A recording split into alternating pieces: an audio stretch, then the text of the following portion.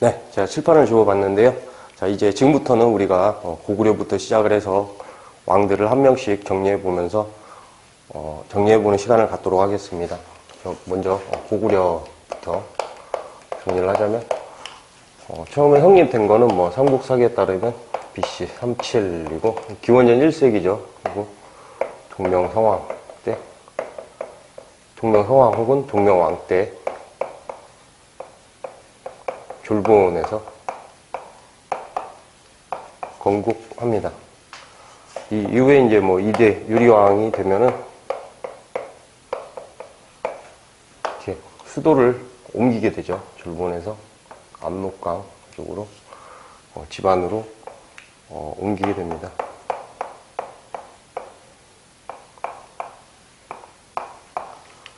고동유 하면은 이제 태조왕 1세죠. 1세가 나오게 되는데 우리가 저번 시간에 중요한 거 한다면 왕위의 형제상속 그리고 뭐 부자상속을 두 문자를 외우자라고 했습니다. 형제상속이다 한다면 태어난 곳이 같네 해서 태, 고, 네. 그래서 여기 나오는 고려의 경우엔 태조왕 1세죠. 고유왕 3세, 뇌물마 4세 해가지고 태조왕 1세가 되면은 형제상속이 이루어지게 되고요. 형제상속은 뭐 여기선 게르부고시, 게르부고시만 이제 왕위를 차지하게 됩니다. 뭐 또 태조왕 하면은 뭐 옥저를 정복했죠. 그래서 이 이후에 옥저는 이제 태조왕 1세 이후의 옥저는 뭐 소금하고 어물을 가져다가 고구려에게 상납을 한다고 할까요? 그런 상태가 됩니다. 또 뭐 동해 쪽을 뭐 공격하고 현도군도 공격을 해요. 현도군은 이제 고조선의 유만조선 시기가 이제 한 나라의 침략에 의해서 1년여간에 걸친 전쟁 그 이후에 이제 내분으로 멸망을 하게 되고 한이 한사군을 설치하게 되죠. 이렇게 뭐 낙남, 진번, 임둔, 현도군을 이렇게 낙남군, 진도군, 진번군, 임둔군, 현도군 해서 설치를 하게 되는데 이렇게 흡수가 되고 이 이후에 이제 낙남만 남고 현도도 밀려서 간다고 했는데 그때 이걸 말하는 거예요. 한사군. 지금 뭐 1세기니까 한사군 중에 있던 뭐 현도를 공격을 했다. 뭐 이런 거. 아니면 뭐 요동지방도 또 공격을 하죠. 뭐 현도 공격, 요동 공격 등의 업적이 있는데 뭐 가장 중요한 건 이거 두 가지 같습니다. 형제상속과 옥저를 정복했다. 뭐 이렇게 볼 수 있겠고요. 이후에 이제 태조왕 다음에는 누굽니까? 고유왕이죠. 고유왕 3세.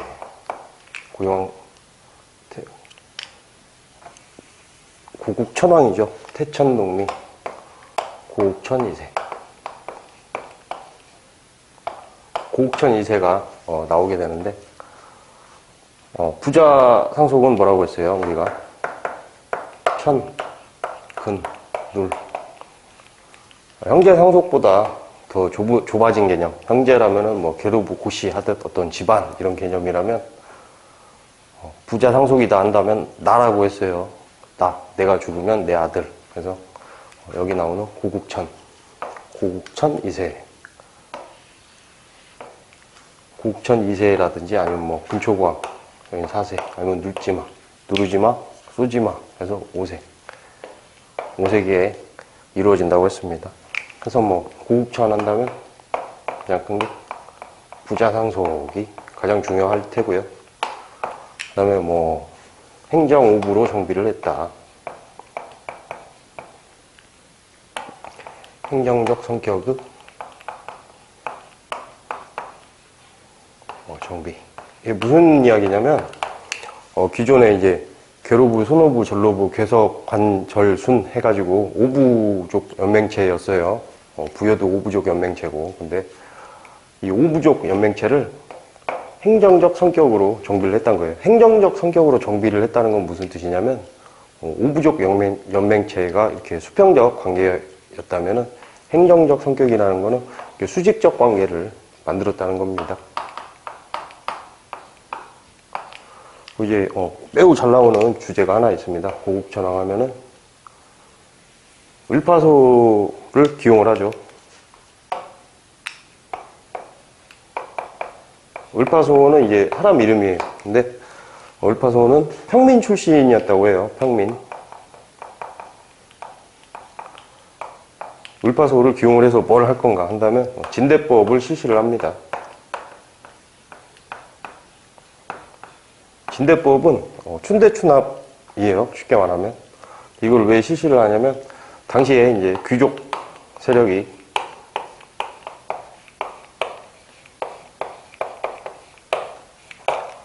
기존에 이제 왕이 강해지면서 연맹왕국 형태에서 이렇게 중앙 집권화가 되면은 나머지 연맹왕국 형태에서 강했던 그런 세력들은 귀족이 될 텐데, 귀족들의 기반이 쉽게 말하면 고리업이에요. 고리업을 통해 가지고 자기들의 기반을 이렇게 갖추고 있으니까 거기에 대해서 이걸 좋게 말하면 이렇게 백성들의 어려움을 해결을 해줬다. 이런 식으로 또 이해할 수 있는데, 더 큰 거는 그냥 왕권 강화입니다. 왕권 강화 성격이 더 크고, 그래서 진대법이 고국천왕 시기에 나왔다. 을파소 하면은 진대법이 매우 중요합니다. 이게 진대법하고 부자상속이 가장 잘 나오는 그런 주제 같아요. 하고 이제 고국천왕이 지나가면 누가 나와요? 고동유, 태천, 동천왕이 나오죠. 동천왕.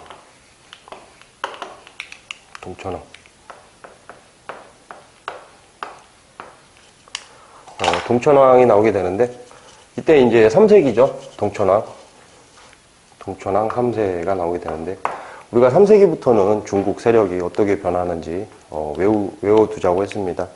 3세기에는 중국도 위초고 삼국시대입니다. 위초고 삼국시대. 3세기죠. 동천왕 시기에는 이제 5하고는 친교를 해요. 친교를 하는데 문제가 생긴 게, 동천왕이 먼저 이렇게 우리나라가 있다 한다면 이쪽을 건듭니다. 먼저 서안평을 공격을 해요. 이쪽이 서안평인데, 이쪽 이만큼을 해서 서안평인데 서안평을 공격을 합니다. 고구려의 특징이 전쟁이 일어날 때 선제 공격을 하는 경우가 굉장히 많아요. 고구려는. 여기도 마찬가지로 서안평을 선제 공격을 합니다. 근데 서안평이 당시에 어디의 땅이었는가 한다면 위나라 땅이에요. 여기 땅인데 서안평을 점령은 하지 못하고 어떻게 되냐면 위에서 관구검이 침공을 합니다. 우리가 선제 공격을 하니까 위에서 이제 관구검이 이렇게 오는 거죠. 와가지고 성도 무너지고 동천왕이 동쪽으로 피난을 가요. 동쪽으로 천도를 한 건 아니고 동쪽으로 피난을 갔다. 그래서 이렇게 동천왕 동쪽으로 피난, 이렇게 외워두시면 좀 외우기가 쉬울 것 같습니다. 동쪽으로 천도는 아니지만 피난을 했다. 이유는 위나라 건국검이 침입했기 때문에 라고 외워두시면 괜찮을 것 같습니다.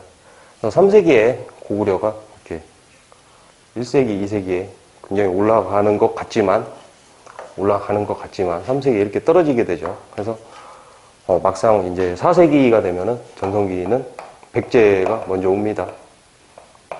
이것만 아니었으면 고구려가 먼저 왔을 수도 있을 것도 같은데, 그래서 고, 동, 유, 태, 천, 동, 다음이 미천왕이죠. 미천왕. 이름이 이제 미천왕인데, 실제로 굉장히 이렇게 직업에 뭐 귀천이 없다고 하는데, 우리가 이제 공부하려고 이제 하는 건데, 미천왕이 실제로 이렇게 막 소금 장수를 하고 그랬다고 그래요. 아버지가 이제 이렇게 제거당하고 하니까 위협을 느끼고 해서 나가가지고 소금 장수도 하고 고생을 굉장히 많이 했다고 합니다. 해가지고 실제 뭐 미천하다? 소금 장수를 하면 미천한가?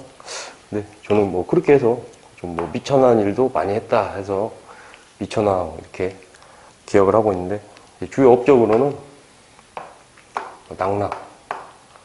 낭낭을 축출을 하죠. 낭낭은 이제 이쪽 지역이죠, 이쪽 지역. 낭낭을 축출을 했다는 건 뭐예요? 백제하고 접하게 되었다는 겁니다.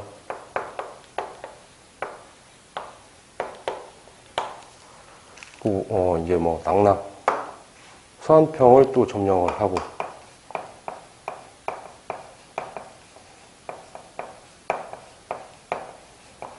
그럼 뭐 미천한 일을 하면서 굉장히 고생을 했지만, 이때는 이제 공격을 했고 점령을 하기는커녕 다시 역으로 공격을 받아서 동쪽으로 피난을 갔다 한다면, 미천왕 시기에 와가지고 사안평도 점령을 하고 이쪽으로도 나가고 남쪽으로도 나가고 해서 위아래로 확장을 했죠. 이게 위죠. 위아래로 확장을 하게 됩니다. 이게 이제 미천왕이에요. 미천왕 다음엔 고, 동, 유, 태천동미, 고국 원왕이죠. 고국 원 4세. 고국 원왕 4세에 대해서 아까 원이 많은 왕이다 라고 했어요. 왜냐면 이때 백제 근초고왕, 백제 근초고왕이 고국 원왕을 죽이죠. 죽이는데 이것도 선제 공격을 한 겁니다.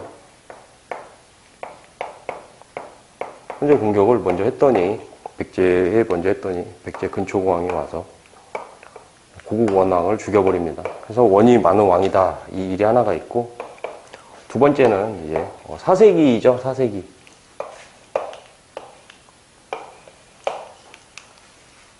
사세기에는 여기가 지금 3세기 위초고 삼국시대인데, 사세기에는 5호 16국 혼란기입니다. 어디하고 문제가 있었냐면은 전연하고 문제가 있었어요. 전연에 오용왕이 침입을 합니다. 침입을 해가지고 아버지 미천왕의 시신을 가져가 버려요.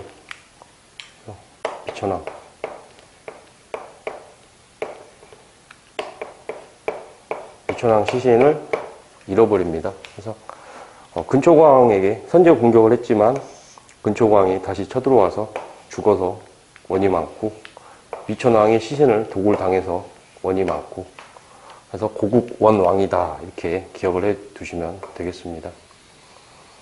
태고동미, 태천동미, 원소, 소수림왕이죠. 다음이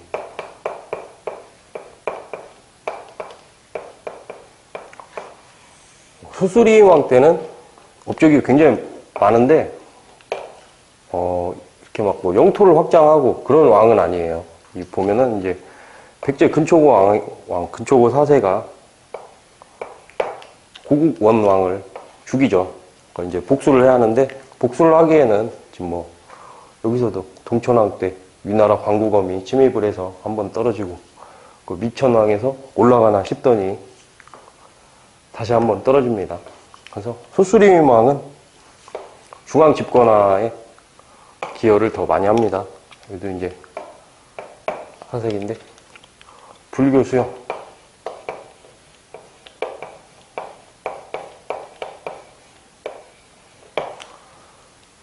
이때는 이제 전연 지도를 아까 했던 건데,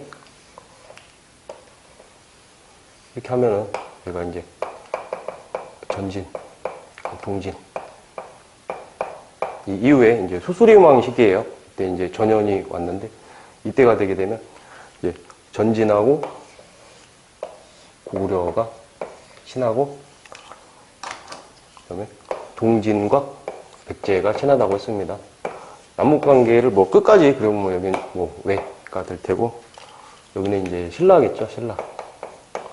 신라인데 뭐 당시 신라는 뭐 아무것도 없고, 그래서 이런 관계인데, 전진해서 이제 순도가 불교를 전해줍니다. 불교 수용, 그리고 뭐 율령 반포.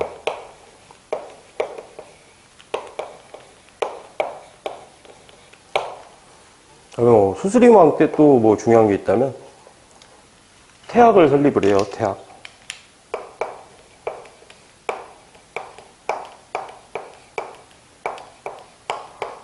태학을 설립을 했다는 거는 유교적 교육기관인데 어떤 뭐 정치하고도 연관을 지어가지고 정치 체계 유교 교육기관인데 중앙교육기관이죠. 정치하고 연관을 지어서도 어떤 유기적인 그런 측면을 놓고 국가 체계를 완성을 하고 있다. 그런 걸 볼 수 있습니다. 준비를 하는 거죠. 수수림 왕은 준비를 한 왕이다. 외부적으로는 뭐 이렇다 할 업적이 없어요. 이후에 이제 나오죠. 태천동리 원소 광장. 광개토죠, 광개토. 광개토 사후세가 나옵니다. 4세기 말에서 5세기 초까지 뭐 짧은 시간이었지만 광개토 대왕은 아까 말했듯 업적이 굉장히 많아요. 이렇게 우리나라가 이렇게 있다 한다면 뭐 거란, 숙신, 뭐 거란, 그 뭐 우동 지역도 다 점령을 하고 뭐 동부역, 뭐 적어볼까요? 만주 지역이다 하면은 뭐 숙신, 거란, 아니면 뭐 동부역 또 점령을 하고, 아까 말한 대로 삼국시대 안에서 내용이 돌아갈 때는 그 남하를 해서 백제를 굴복시키고, 이 이후에 올라갔다가 신라가 도와달라라고 하니까 신라의 뇌물마 사세를 지원을 합니다. 지원을 하면서 광개토 대왕의 군대가 여기에 이제 머무르다 보니까 금관가야 연맹이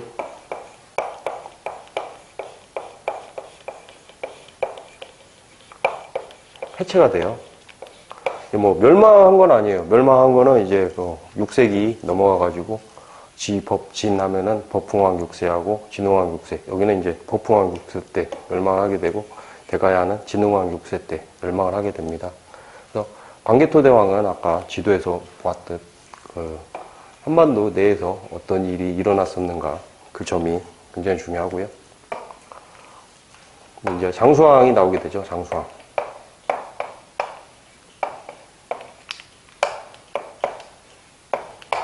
장수왕은 이제 이렇게 뭐 지도를 분할 점령했다.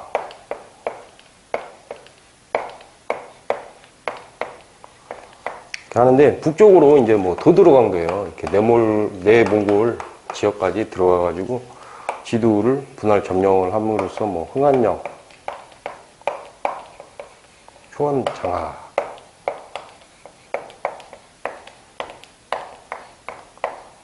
뭐 이런 업적이, 북쪽으로는 이런 업적이 있습니다. 뭐 지두라는 이쪽에 이제 북방 유목민인데 기록이 이제 이 이후에는 기록이 없대요. 그래서 이때 아마 흡수되지 않았나 이렇게 추론하는 부분입니다. 이제 남쪽으로는 뭘 합니까? 427년 평양 천도를 하죠.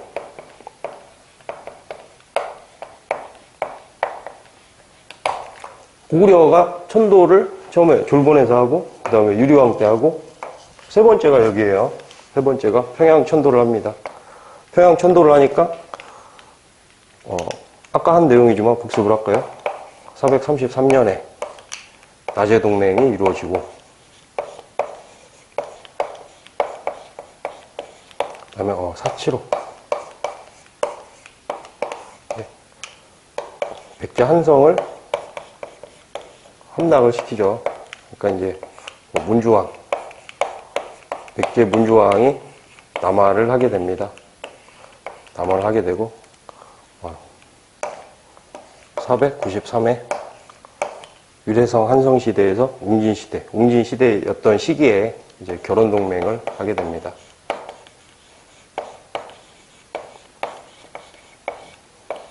이 내용이 중요할 테고요.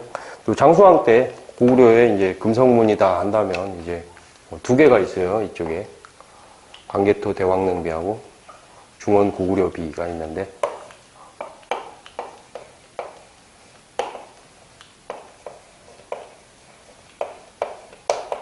아버지 광개토 대왕의 업적을 새긴 거죠. 그 업적 중에서 이제 중요한 게 이쪽에 신라로 내려와가지고 뇌물마리간 사세를 지원을 하고 금관가야 연맹이 쇠락을 하게 되는 이 시기, 이게 뭐 하나가 호우명그릇,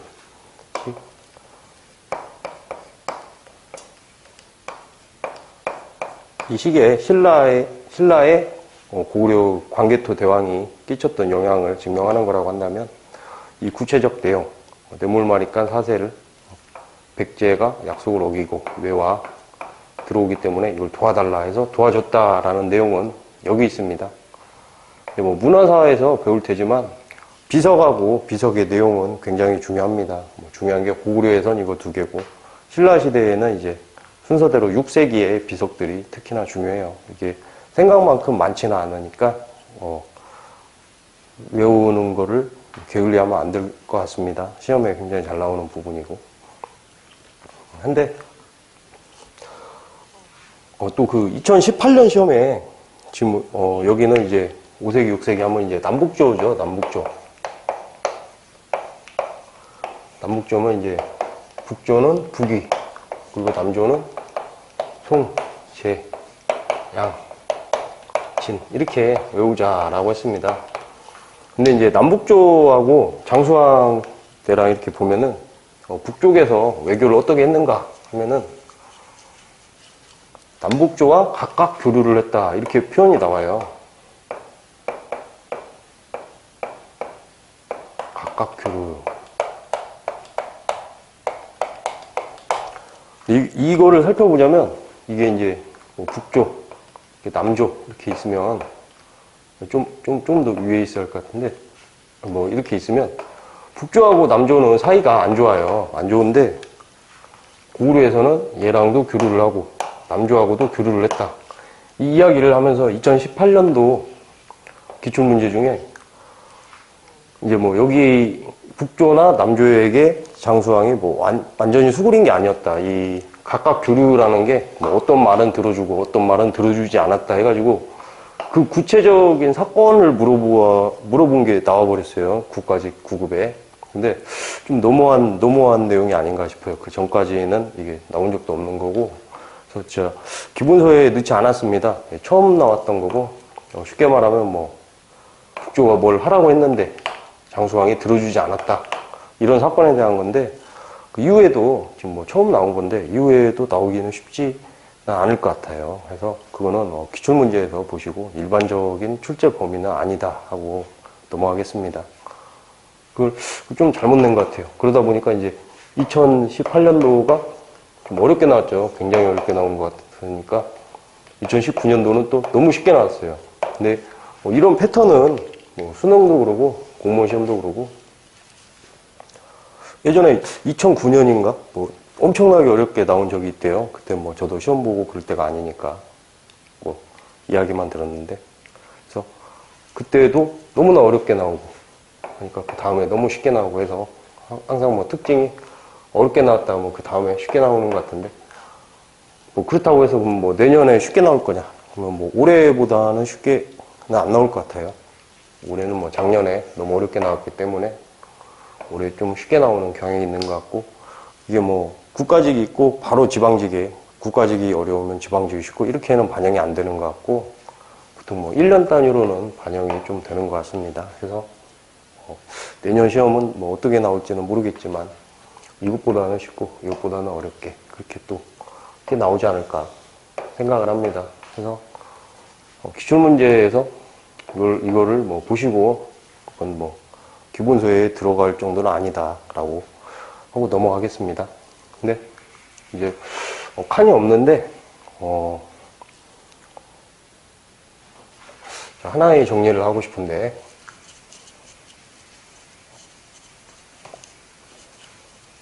이쪽에다가 그냥 계속 이어서 하겠습니다.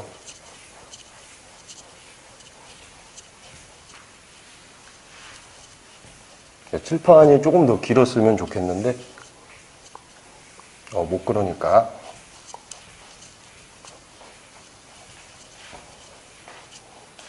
이제 장수왕이 5세죠.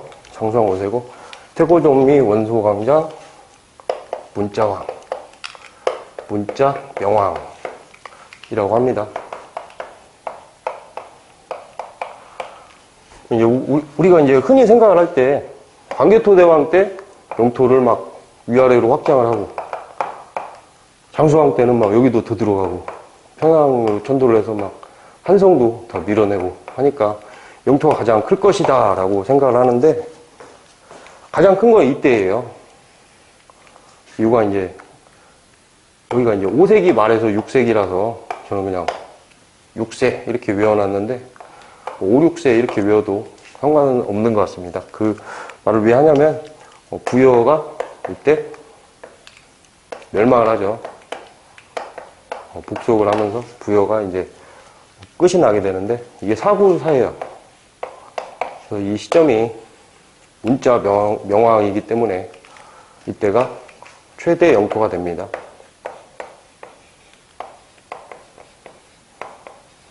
그래서 최대 영토가 뭐 장수왕일 것 같지만 아니다는 거, 문자 명왕이라는 거를 반드시 기억해 주셔야 되고요. 이것도 뭐 은근히 잘 물어봅니다. 수험생들이 장수왕이라고 알고 있는 경우가 많을 것 같기 때문에. 그 다음에 평원왕이죠. 평원왕은 이제 뭐 평광왕 이렇게도 불러요. 여기도 이제 6세인데 평원왕, 평광왕 하면 생각나는 게 뭐가 있어요? 여기 생각나는 게 평강공주가 있어요. 평강공주. 평강공주와 온달. 온달 이야기가 있죠. 바보 온달. 너 자꾸 이렇게 울면은 나중에 시집 보내겠다 하니까 커가지고 온달에게 시집을 가겠다. 그러니까 무슨 소리냐 했더니 보낸다고 하지 않았냐. 가겠다 해서 뭐 집을 나간 이제 평강공주가 있고,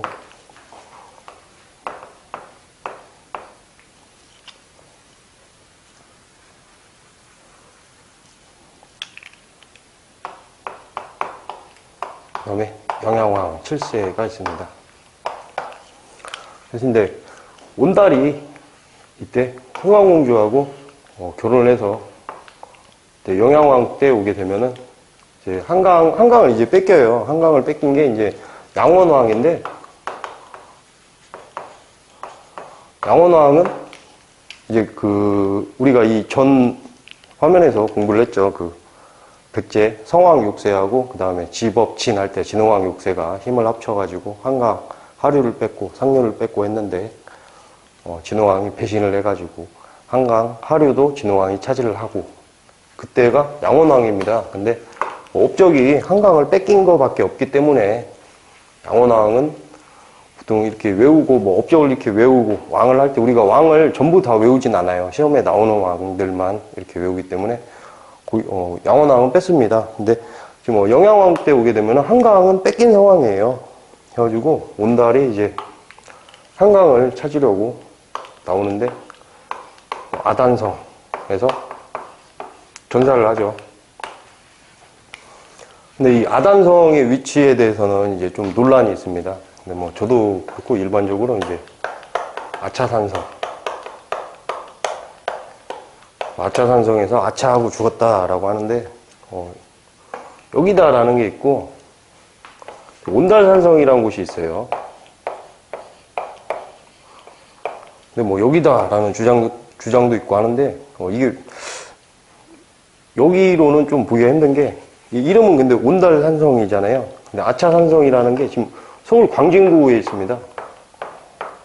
광진구에 있어가지고, 아차산성 해서, 저도 뭐 아차산성으로 보는 게 가장 또 한강 유역이기도 하고, 그래서 맞는 것 같은데, 이게 98년인가? 1998년? 1999년? 이때 발견이 돼요. 발견이 됐기 때문에 그렇게 오래된 지역이 아닙니다. 그래서 아차산성, 광진구에 있는 아차산성이라는 게. 그래서 이름이 뭐 온달산성이 기존에 있었지만 아차산성이 맞지 않는가 이렇게 생각을 하고요. 영양왕하고 그 이제 이후에 보면은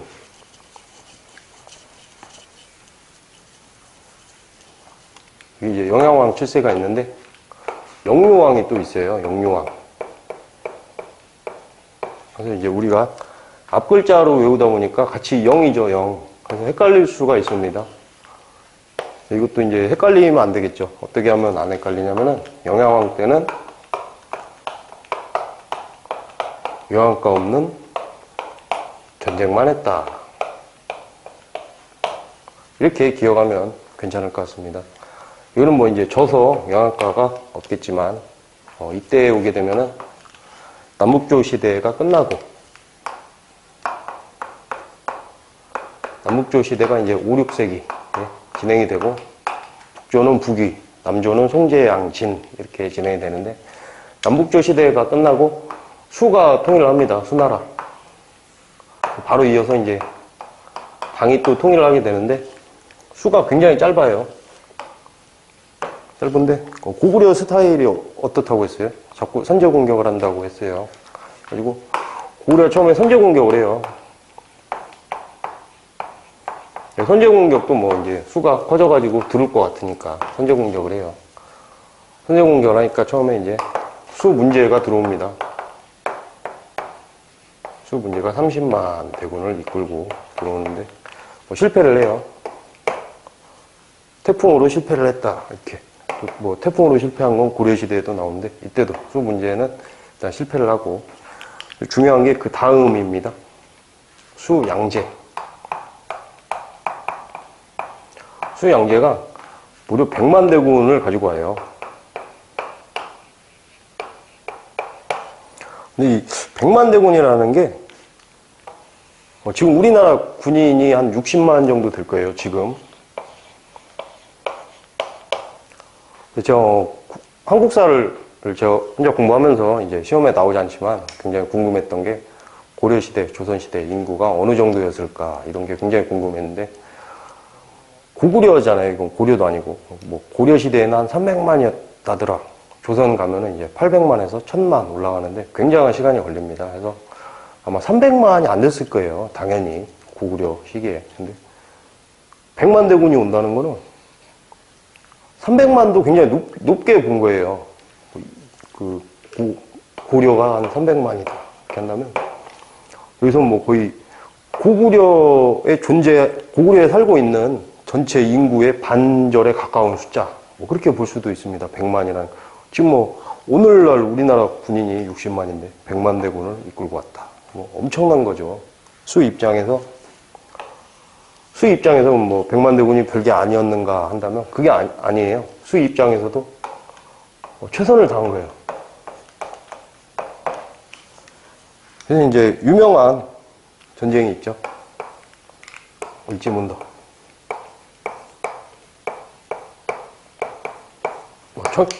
청천강에서 이제 이겼다. 그런데 여기서 이제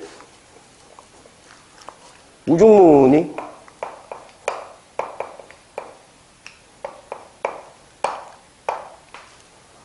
들어옵니다. 이끌고.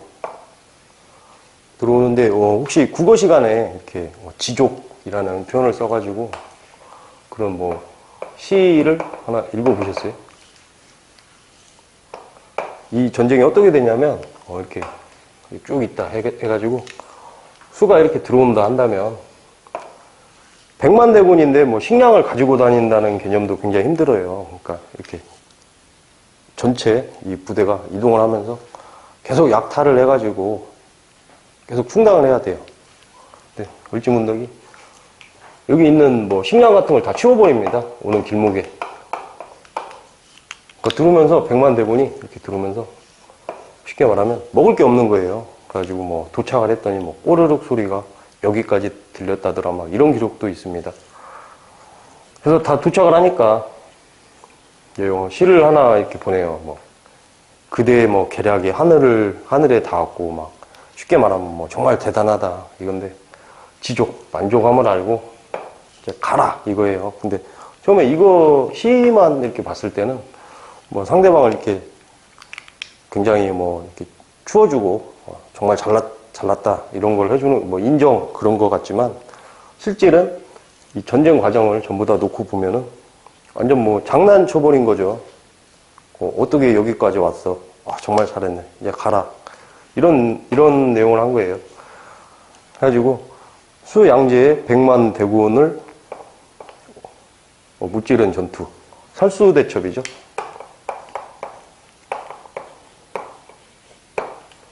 이거 이제 뭐 돌아가는 거를 다 중요한데 이건 이제 청천강입니다.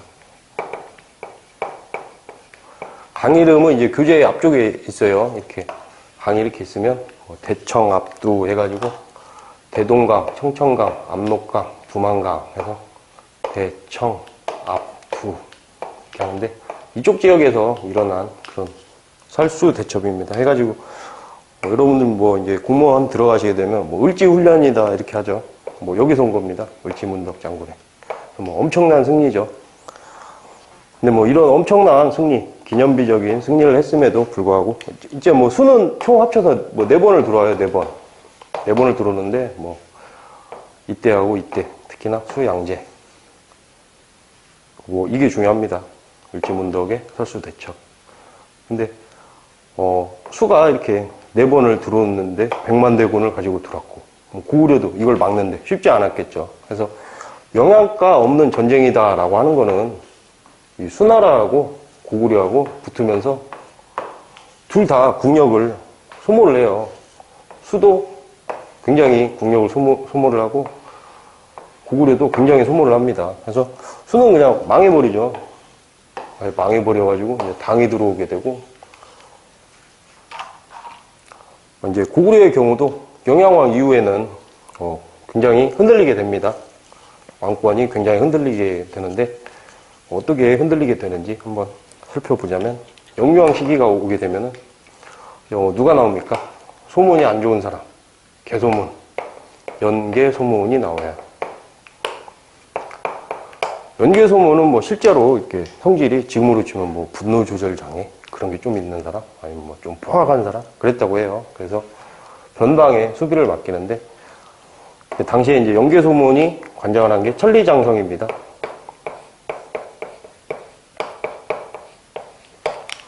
근데 이거를 굉장히 주의를 해야 돼요. 천리장성은 시험에 굉장히 잘 나오는데 왜 잘 나오냐면 고려시대 가면 천리장성이 또 있습니다. 근데 뭐 비교를 해서 이제 고려 천리장성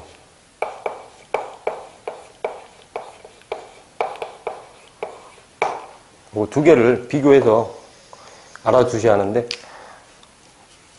비교를 해서 암기를 할 때 비교를 할 수 있으려면 뭐 가장 쉬운 게 두 문자 암기겠죠. 연개소문의 천리장성은 이렇게 부비부비 천리장성이에요. 제가 좀 창피한데 부비부비 천리장성. 부여성에서 비사성까지가 연개소문의 천리장성이고요. 이제 뭐 고려시대 가서 배우겠지만 여기는 이제 압도적인 천리장성입니다. 압도적인 고려 천리장성.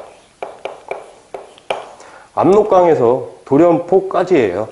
그래서 이 두 가지를 뭐 연개소문이 감독을 한 천리장성은 부비부비 천리장성이다. 연개소문은 부비부비 하고 다닌다고 소문이 났더라. 연개소문 천리장성이고요. 고려 천리장성은 압도적인 천리장성입니다. 근데 이제 영양왕은 우리가 암기를 영양가 없는 전쟁이 되었다. 우리가 큰 승리를 했음에도 불구하고 수도 이렇게 망해버리고 고구려도 국력이 쇠약을 했다 해서 기억을 했는데, 영유왕에 오게 되면은 이제 류 이상한 기류가 흐릅니다. 기류, 정말 이상한 기류가 흘러요. 그래서 연개소문이 쿠데타를 칠 것 같으니까 영유왕이 제거를 하려다가 실패를 해요.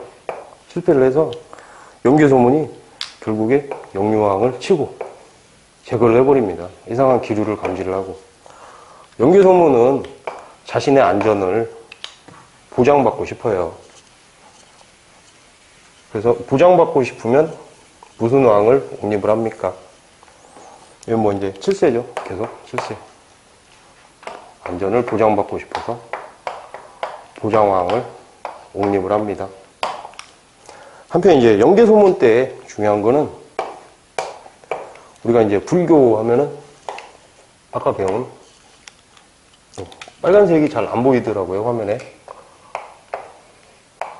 불교다 한다면 수영을 어떻게 기억하라고 했습니까?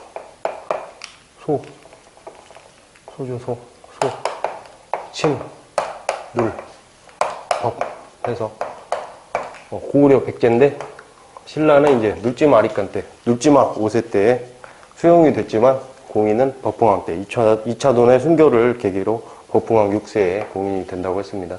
이 불교가 우리의 경우에는 특히나 이 왕이나 왕실 그리고 뭐 귀족들이 자신의 권력을 정당화하고 현 지배 체계의 불합리함을 받아들여라 하는 쪽으로 권력 유지 수단으로도 많이 쓰였다고 했어요. 근데 연개소문이 와보니까 이때는 이미 이제 국력이 쇠약을 하고 귀족들이 이제 난립을 하기 시작했어요. 귀족. 왕권은 굉장히 이제 약해져 가죠. 왕권은 사실 한 이 정도부터 왕권이 약했는데, 계속 이렇게 오다 보니까 영양왕 때나 영유왕 때는 정말 약한 거예요. 그래서 연개소문이 당시 이제 대망리지라고 합니다. 대망리지.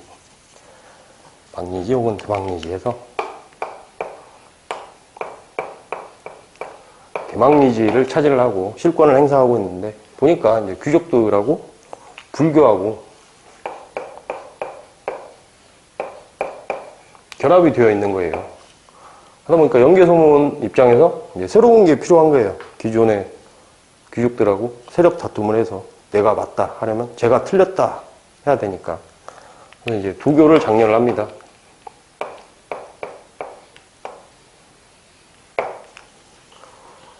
도교를 장려를 하게 되는데,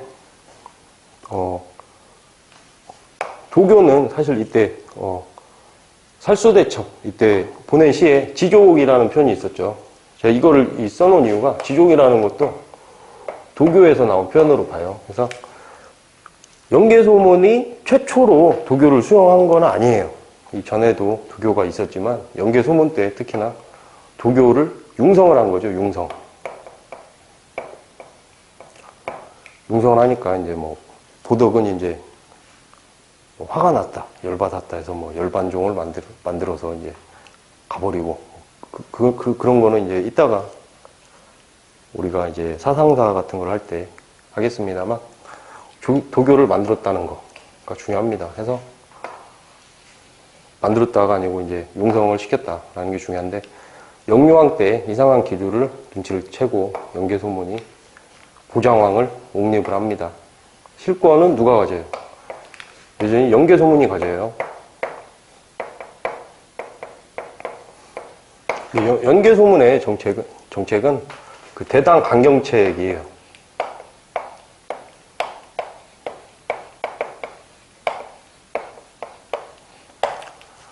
근데 이 천리장성이라는 게 지금 뭐 수나라가 아니고 당의 침입을 방지하려고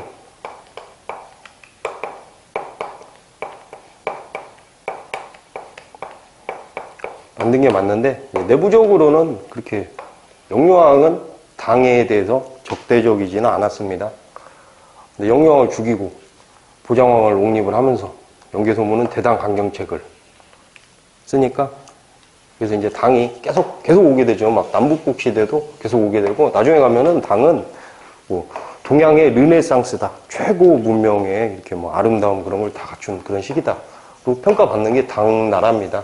시기도 굉장히 길고, 뭐 나중에 발해나 통일신라하고도 막 교류를 하게 되고, 그건 이제 다음 시간, 다음 시간 정도에 배울 텐데, 이런 당이 대당 강경책을 하니까 당이 이제 쳐들어오죠. 당 태종이 쳐들어옵니다.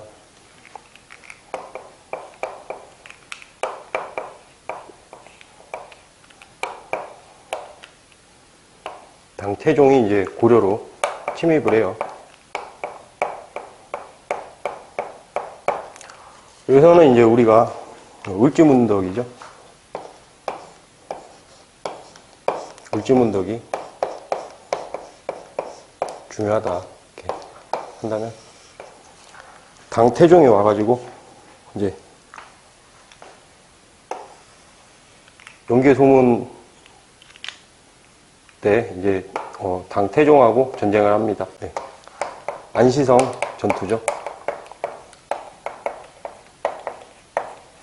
이제 양완춘 장군이